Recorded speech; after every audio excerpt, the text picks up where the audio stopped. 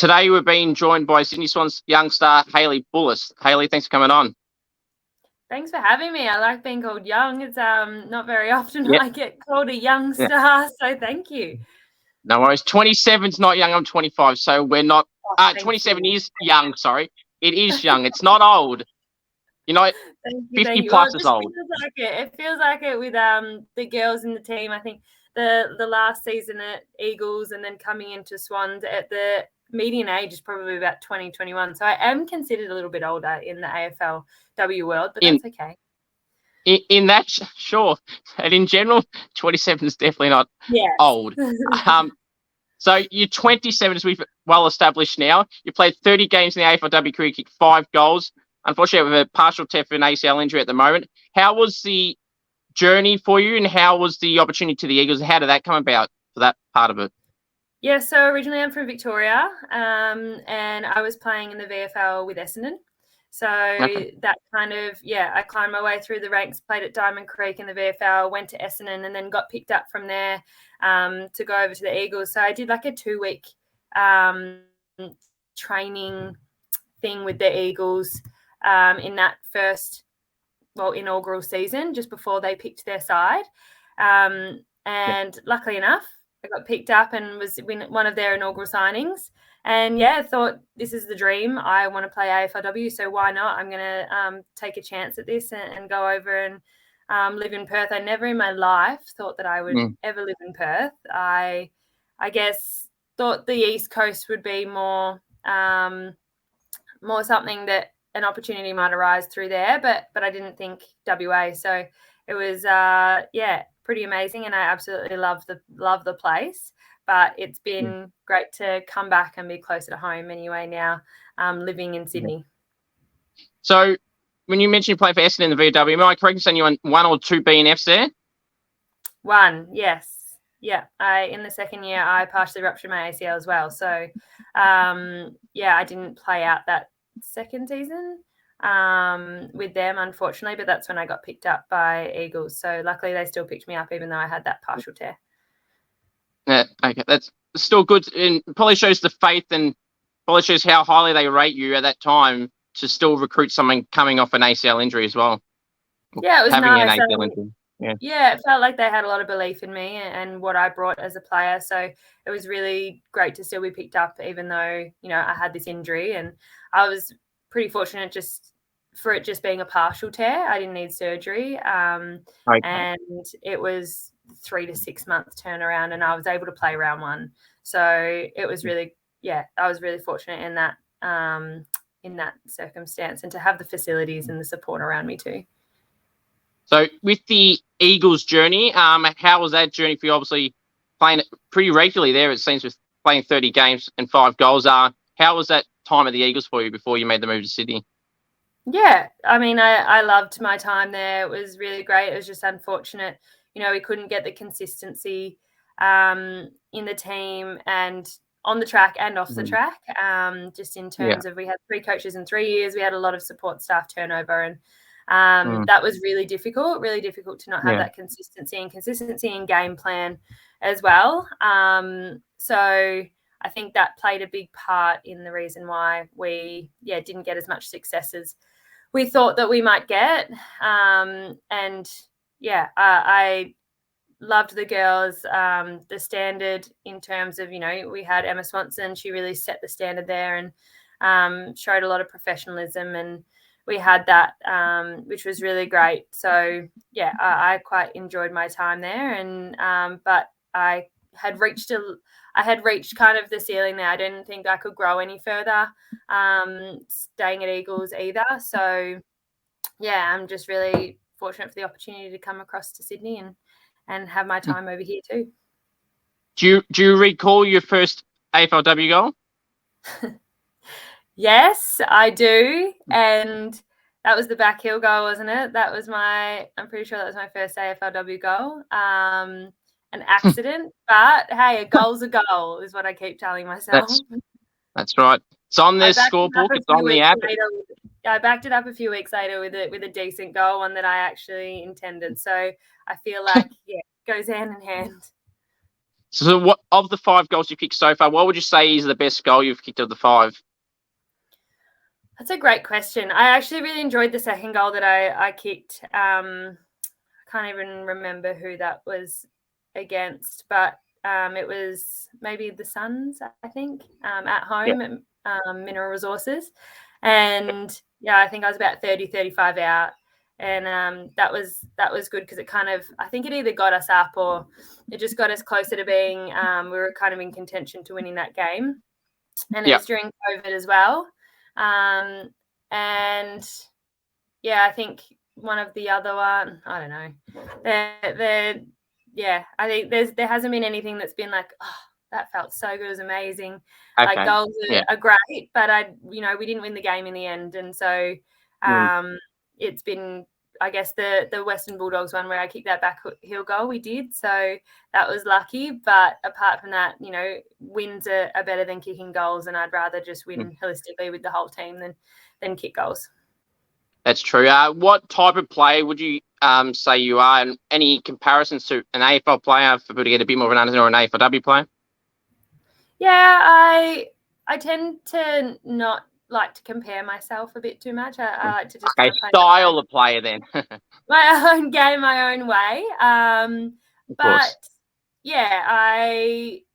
originally I would have said I'm quite an in and under player, contested possession player, but I think the older I've gotten, the faster the game has gotten too. I prefer to hang a bit more on that outside, and playing a bit more of that defensive role. I think I've always been good at that more defensive midfielder role as well. So I think the style of the game is it's a lot faster now than what it used to be, and I'm trying to keep up, and I'm trying to get faster myself, as hard as that is. But reading the game really helps. So I'm trying to be that player who is able to read the game really well and just get into those really good positions on the outside for the team. Obviously it's a hard time for any player to be not re-offered a contract or let go, whatever term you want to use from a club.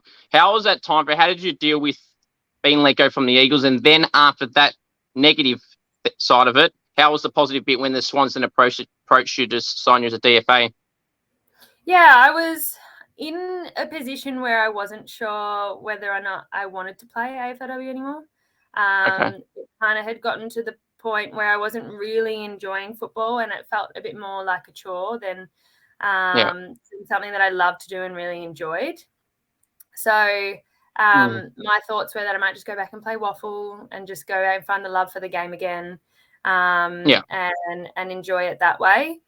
But so in that period of like the uncertainty of not sure whether I'm going to get a contract or not, I guess I was like, okay, I have to make a decision as well. I didn't think the Eagles were probably the best team for me going forward anyway. So whether or not they offered me a contract, if I would have taken that, as much as I loved my time there, I just didn't necessarily feel like I'd get too much more out of being there for myself and as a player. So I just thought I'd go back and play waffle, and then getting a call from Swans and having a meeting with them in the early days. They were really progressive, and it was in a time as well when we didn't have a CBA. A lot of teams weren't necessarily talking to players because they just wanted to see what the CBA offered first. We initially thought there was going to be some more players on the list, and that might have opened up a few more opportunities. But I think the way the Swans handled it, and they had a meeting with me quite early, showed their interest, and put an offer on the table in that November, December area, like time frame. It was a time where I was like, okay, well, this is an opportunity for me, and I get to be closer to my family. I had to figure out with my partner too whether or not he could move his work over there as well. And luckily enough, we could both move over and have a bit of a lifestyle change. He's never lived interstate before. He's from WA, so he thought, if I don't go now, when will I ever be able to, I might not ever live interstate or in it, do something like that. So let's go. So I was really lucky to have his support, and that really helped me make my decision too. Mm. I love that professional elite environment. That is something that I really thrive on and I love. Yeah. And yeah, it's unfortunate that I've done my ACL. I can still at least show those aspects, but I'm really excited to get back and I'm really excited to get back into next season and kind of show how much I've grown and developed as a player. I think the way that the Swans play will really, their game plan and the way that we move the ball will help me as a player to perform. Something good obviously came out of WA, the time of WA, as you mentioned. But I saw the interview with your partner as well on the Swans website from a few months ago. I think it was this presentation, the jumper presentation or something like that. You could tell how much you enjoy the transition. You obviously mentioned in that interview how much better it was at the Swans. What was some of the major differences from the Eagles? You said 3 different coaches in 3 years compared to the Swans one with the stability, I'm sure. Yeah. I mean, I know it's only the second season there. It's only my first season of being there, but just the club culture and the way they go about things, it's pretty unbelievable. And I know that they talk about it a lot, saying the Bloods culture is really great. And from the inside, it honestly is. And, we have Tom Harley, the CEO, coming down to our to our trainings, running out and facilitating our team meetings and our sessions. And he's been quite pivotal in growing this program, and you can see the real investment in the whole club for the women's program and the integration between the women's, the men's, and just every different faculty as well who are there in terms of you've got your media and then you've got your promotional side of things, and everybody kind of integrates and is really friendly. It's just a really great place to be. I'm excited every day to go in there and try and get better. Yeah. Thoughts on this girls' season? Obviously, obviously last season, unfortunately, never win. But then again, it was their first inaugural season. And this year, they've seemed to progress really well. Obviously, having 3 wins, having that tight loss to the Hawks on the weekend. Must be proud of how the team's going. I know it's not always about wins and losses, but to get that reward for the hard effort clearly showing so far. Yeah, it's really exciting. We're playing a really exciting brand of football. We're taking the game on where when we play, the way that we want to play consistently, the rewards outweigh the risks that we do. So it's I love watching the girls and I love watching them play, and it makes me really excited for next season to get out there and be training with them. But I think the success that we've had this season has been off the back of really hard work and consistency. I know every club says that they work really hard, and in the off season, we just know that every single club is doing the extra little bit to get better. And that's something that we know that other teams have, 8 seasons on us, and they've done 8 seasons of every single season trying to get better. So we knew that we really had to push and work extra hard in the off season, even when we're not, contracted, when we're not on track. We had to work really hard to get those games to come in the preseason and just be able to be pushed extra hard to be able to compete against these teams. I'll get to that in a second. The girls this week, tomorrow, they got the Bulldogs at Winton Oval. How do you think they're going to go? Obviously, the Bulldogs are struggling with injuries, heavily impacted. Obviously, got your star ruckman out versus Ali Morford. How do you think the girls will go tomorrow? I think they'll go well. I think off the back of last week, we've got a point to prove. We didn't play that we wanted to play at all. It was very disorganised, and I think this week will be one for us. We can tick it off and progress forward, and we're in finals contention. And if that doesn't motivate the girls, then I don't know what will. Especially in our second season in the competition, and off the back of not winning any games last year. So I'm excited to see how they're going to go. Unfortunate for the doggies, but we've all been there, unfortunately. So just got to.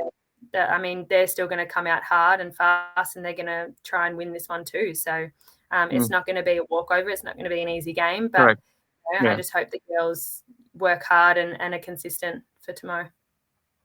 What got you into playing footy, and what sparked the journey to then progress to the AFLW, and how did you get approached to, obviously the first contact, however it happened, to go, gee, there might be a legitimate chance, and you got people at Clubland and that trying to approach you. How was that journey to wanting to play footy, and then that part up the way to the Eagles, the first type of contact that you had, whether it was with West Coast or anyone else? Yeah, I think mine was, it happened quite organically. I never thought that I would ever play AFLW because it wasn't a thing when I was younger. I started off, my stepdad and my brother played. My stepdad played for Richmond and Melbourne, and my brother played in the VFL. So I would always go down to their games when they were just playing at local level by that time and have a kick around. And I ended up playing for the Mooroolbark Mustangs when I was 9 in under 11s with the boys. I just played a season with them. And then just throughout primary school, I'd always have a kick. I'd always play the inter-school sport, but not much more came of that. I just enjoyed it until I got to high school and I was playing inter-school sport. I was playing footy, and one of the girls was like, oh, there's a female team, you should come down and try out. And I was like, there's not, like, that's not a thing, we don't have female sides. And she's like, yeah, there is, like, come down and give it a go. So I'm forever grateful for her. She took me down and it was just the two of us playing, and then we brought all of our high school mates down. We there was probably about 20 of us. We almost made up the whole team, and we all just ended up playing, and it was just great socially. I probably, that was through my junior years and then into my senior years, and it wasn't until I heard that there was going to be an AFLW competition that I was like, oh crap, like this could be something that I'm, I might be. I'd really love to pursue. And I'd played basketball, I'd played volleyball, touch rugby, and basketball was probably the thing that I got a little bit further into before really realizing I'm not good enough to make it any further. But I got a call from Graham Burgess, and he got me into the Vic Academy. So I went down there and I was training with the Vic Academy, with the likes of a lot of AFLW players now. And unfortunately, I didn't get picked up at that time, but I just kept persisting on. He said, you need to go and play for a VFLW side if you want to get any better, if you want to make it. So I went and played for Diamond Creek, standalone club. Played there for a couple of years. I was in and out of the VFLW side and Division 1 side. I really struggled just with my confidence in that year. I loved playing, and I was playing with the likes of Steph Giocci and Jodie Lamb and Lammy from the Doggies, and just a lot of those girls. They got picked up in the first year, and I just remember watching that very first game at Icon Park, and I was like, I can't even watch this because I know I need to be out there. I have to be out there sometime in the future. Like, I just have to be. So that really fueled the fire. And when Diamond Creek folded due to licensing stuff, I ended up going and playing at Essendon, and that kind of really, I really grew as a player there and felt supported. And I'm forever grateful for the Essendon Footy Club for that and for the opportunity that I got there. And and then that's when I got picked up by Eagles, and Adam Selwood giving me a call on the phone was pretty surreal, and saying we'd love to have you come over here and give it a go. That's really nice. And the journey's different too. What's the week to week of an AFLW player like? Obviously, you're in the recovery side of things, so I'm sure it's a bit different to the other players that aren't injured. Yeah, I mean, our rehab side, we're in before everybody else, and we're always the last ones out of the club too. There's always a lot more to do. We work a lot harder than you do when you're part of the main program, which is crazy to think. But I've never really been in this position before where I've been out for so long. And I guess it's given me a whole new insight. But I think the thing for me is when do you ever get the chance to really build yourself from the ground up again and build your body? And I'm the strongest I've ever been, and I'm the fittest I've ever been now. I think as much as people do say that, you become a better athlete for it, and I really do think that that's true. For me, I work on the side too. So I am working at UNSW at Sydney. in their elite athlete program. So I basically give flexible study to all elite athletes that study there. And I work almost every day doing that, and then train in the afternoons. So that's day-to-day life for me. Good. That's good. Danielle Ponter kicked a great goal for the Crows. I'm sure you may or may not remember the one from the Adelaide Oval, Icon Park for Adelaide from centre square. Do you think you'd be able to recreate that moment when you're injury-free, or any teammate that could or thinks they can?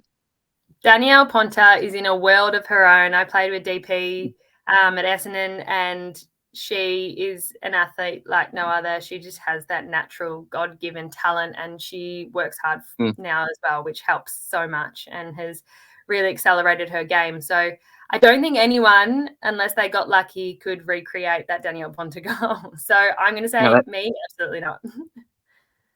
Now, I'm going to show you a clip here. I haven't done this before in an interview, so I'm going to show you a clip. So also Danielle Ponter with that great goal.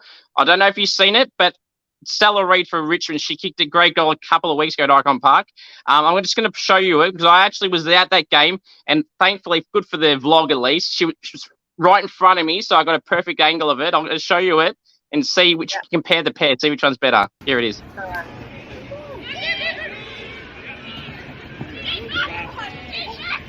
Hi. Oh, yes. Boom. Unbelievable. Yeah, so obviously I'm probably going to assume you're going to say Danielle Ponter, which that was still a great goal, but that one was really impressive to see. She is a left footer, but to kick it around the players around her, then bounce over, and then you have those two girls. I think it was Monconti, and I can't remember the opposition player for the Gold Coast, but that was pretty. Which one do you think was better? Oh. I think both different. I think both you get lucky in some aspects. Like you get lucky with the bounce with both of them. So it's definite skill, but it's also luck. I think I'm going to go with Danielle Ponter. I'm going to go with Danielle Ponter's goal, just because to kick it that far and have the accuracy is pretty unbelievable. And I understand it's a really tight angle with the I understand it's a really tight angle to get around players, but I don't know. I just think Danielle Ponter, I'm going to go DP. That's fair. Any favourite teammates at the Swans? They're all amazing. Chloe Malloy is a joy. Love playing with her. It's nice to reconnect with her after playing at Dymo together as well. So that's been really great. Same with Lauren Zaghetti. So we played together at Diamond Creek too. So it's been great to reconnect with those players. But Kate Reynolds, she's a tall ruck. She's injured at the moment. So I'm really grateful to have her in rehab and to spur me along. And we have each other, which has been really great. Maddie Collier, I've played with her for the last 8 years since Essendon. And then going on to playing at Eagles together and now Sydney again. So it's nice to be back with those girls too. Can't get away. You go from Essendon, you go to West Coast, and you're still together at Sydney. It's an amazing journey. And I suppose it would have made the transition easier too, having her come with you and then have all these other players that you just mentioned around help that transition. Well, it would help the transition much better too, I'm sure. Oh, absolutely. And, Scotty was our coach at Diamond Creek as well. So having Scotty there, and then Tanya Hetherington as well, she's our forwards coach, and she was there at Dymo. So, having a lot of those people around me really, was like that cushion coming in. So especially coming in injured, which was really difficult. But they soften the blow, and they're just really all-round great humans. Any particular nicknames you've been given? And I'm going to take a stab in the dark and say, have you been called the Bull? Yes, I have been called the Bull. I've been called Bullas, Bulla, Bully, Hales. In footy, I think, coming into Sydney, there's not a whole lot of nicknames being thrown around, which I find really bizarre in the AFL world. So I get Hayley a bit, but I tell everyone it just feels so weird in a footy setting to call me Hayley. Can you call me Bullas or something? Like just whatever comes naturally. So it's slowly getting there. But I think because I'm not out on the track too, it doesn't necessarily have that feel or that cushion. Everyone's like, it just feels so wrong calling you Bull or the Bull or Bullas or whatnot. But yeah, I've gotten all those. That's good. Some interesting ones. Some good ones in there too. Coach's pet. I know you said you have a lot of favourite teams, but is there a coach's pet? Oh, there always is in every footy club, but Scotty's pretty good the way he gets around to everybody. I think Morph has really grown this year, and she's really needed that that confidence and that love and attention, which has really brought her up and accelerated her as a player. And you can just see that in the way she's gone about her footy this year. So just building her belief in herself too. So I wouldn't say teacher's pet, but I would say that she's needed it the most, and it's paid dividends. Yeah, she's done very well this season. Who loves the limelight and loves the attention, the camera, and just cannot get enough of it? Oh, do you not know the answer to this? Who do you think? Well, Chloe, probably. There we go. I'm going to say Chloe Malloy. Loves it. I think absolutely loves it. Lexi said it. BT, Brenda Tarrant, for people that know who BT is, said that as well. And now 3 for 3. So Chloe there seems to be coming through and through. Outside of Chloe, then, is there anyone else that you might throw up in contention for that role? Oh, I would throw Lexi in there too. Lexi loves it. Lexi and Chi, they're good for it too. Yeah, that's a good one. Any outside of footy interest, TV shows, movies, anything like that? I don't watch a whole lot of TV, but at the moment, I've been getting through the David Beckham doco, so that's been really That's been really interesting, just the behind the scenes of his life, and they're quite inspiring too, with a few of his setbacks and not being picked and whatnot. Just the whole everything that kind of surrounds that has been really interesting. But apart from that, I do love the movie The Peanut Butter Falcon. But apart from that, no. Okay. Goal or mark of the year? Could we just show some good goal? You knew of the Danielle Ponter and just shown you a good goal. Goal or mark of the year? Which one would you rather take or do? Oh,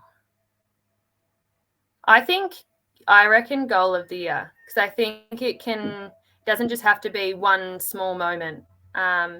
It can be a lead up into that big moment, and Chloe's shown that through and through with a couple of her goal of the year nominations this year, and it'd be pretty cool to be able to move like that and do that. But I do respect the courage that comes from some of the goal of the year nominations too. They've been pretty unbelievable, putting your body on the line like that. That's very true. And I'm sure you may not, but I'm going to ask it anyway. I would, at least. Would you, if you had a goal of the year contender or a market contender, would you replay it over and over again, or be one to share it out and make it known that, hey, I did this? I would not share it, but I would probably play it over and over again to myself, yes, because it's also good to have that confidence and build that belief, being like, okay, I did that. I know that I can do that and do more. Yeah. I think, I'm an advocate for rewatching like vision and watching your stuff. And I heard that Liam Ryan used to just put on YouTube his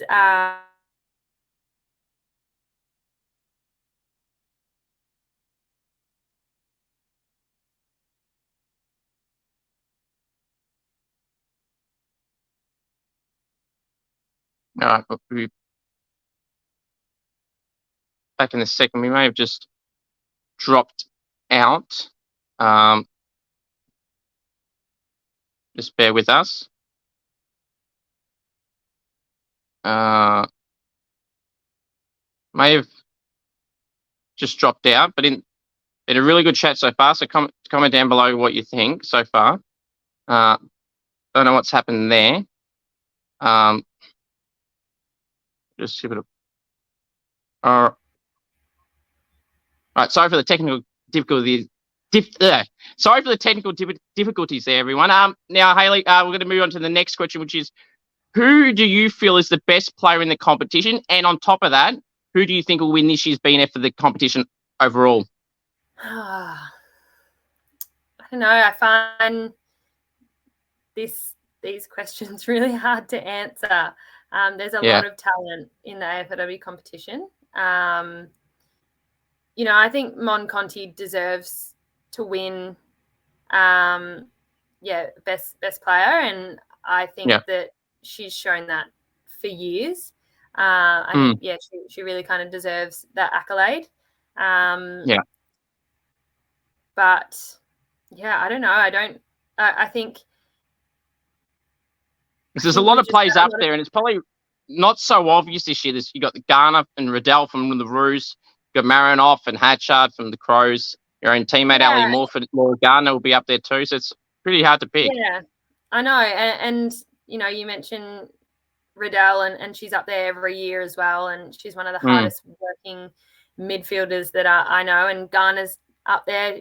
She gets coaches awards every week, and I'm sure she gets a lot more than that every week. So there's just a lot of players who are in contention. But I think with the movement as well of a lot of players over the last season and the trades that have been made, I think it's difficult for those also bigger name players who are still settling into their teams to there hasn't been as much, I guess, it hasn't been as obvious this year because I think the talent's been dispersed a bit and people are still trying to figure out how to play with their teams again. Season length. What are your thoughts on the season length? Going to be extended for an extra 2 games, I think, in this next season. So how did you feel of that announcement that it's going to be extended? Are you happy with that so far? Yeah, absolutely. I mean, everybody advocates. That's one of the things that we really wanted was more games every season. We only play each other, for the last few years, 10 games, 8 games, 6 games. Like it's not enough. We don't even play each team in the competition once. So I just feel the integrity of the competition, is in jeopardy because we don't play each other once. How do you actually know who the reigning premier is when teams don't get to play them? It's a very interesting one for sure. If you could poach any player/players from another club, who would you want to poach? Doesn't add for Sydney or just in general. Doesn't matter necessarily about structure and everything. Even if you have 3 ruckmen and you want to say ruckman, feel free. But any particular player you want to poach? Yes, there is. There's multiple. Yeah, feel free. Go on. I mean, I'd love to have Taylor Harris on our team. She would. She'd provide a lot. Good forward, and she's got a big kick as well. She would be one to be able to copy that as well with Danielle Ponter at the moment. I'm trying to think holistically. Like we'd love someone who, they have to have it all, not just a great player, but a great human too, and shows those leadership skills because we're such a young side as well. We need that. I would have said Daisy Pearce if she was still playing. It would have been great to have her. But, there's, Lily Mithen. She would have been great. She'd be great for us too. Kate Hoare. Those girls are obviously the standard and the benchmark in the AFLW competition. And you can see that with the way that they play. And it'd be great to have some of those insights and bring them into the team and see how they go. Any best off-field stories at the club that you want to share? Off-field about anyone? Stories? Anything like a journey to go from country to country to make the leap from islands? I know there's a lot of Irish girls in the comp at the moment, and I know you've got 1 or 2 as well. Anything like that, or anyone that's had a journey like you where they've had to go from VFLW locally and then miss the draft year and then finally get picked up at the Eagles? So a journey like that even, or yours is probably one that fits this category. It's interesting because a lot of the girls, we've all almost moved for footy. A lot of the girls have played in the VFLW competition. They've come up and they've relocated. A lot of the girls moved a week out of the AFLW competition last year. There was no being settled. It was just you're in and let's go. And I think that's why there was it wasn't as harmonious last year because girls were just really struggling to even move away from home and relocate interstate. Not in terms of not harmonious with the team, just in general, everyone was quite unsettled. So, you had Paige, I think Scotty called her last year, Paige Shepherd, and said, look, we need an answer in like a few hours. Like, we're offering you this contract. You've got to move to Sydney in the next week. Well. Like, you have to let us know in like a couple of hours, which is crazy. Like, to figure out your life in a couple of hours and make that decision, and then let alone move within a week and sort your crap out. Like, it's it's a lot to deal with. I mean, the Irish players too, they've all moved across. That can't be easy either. You've got Neve and Grace Kelly. I played with those two, and they had partners back home. They had partners back home who like weren't allowed to come and move to Australia. They couldn't do that. They didn't get visas. They were really struggling to sort that out. So finally, this is the first year, I think in 4 years that they've been able to come out. Now they both live out this way. So it's interesting. I think everybody has their own journey, and everyone's got their own hardships and how they kind of came into footy. But we wouldn't be the players we are without those two, and it builds your resilience, so you can't complain. Sure. What's something someone does at the club that you just cannot stand, like a quirk or anything like that? Well, I would say Ali Morfitt bites her nails all the time, and whoever sits next to her is just like Morph, and grabs her hands and tells her to stop.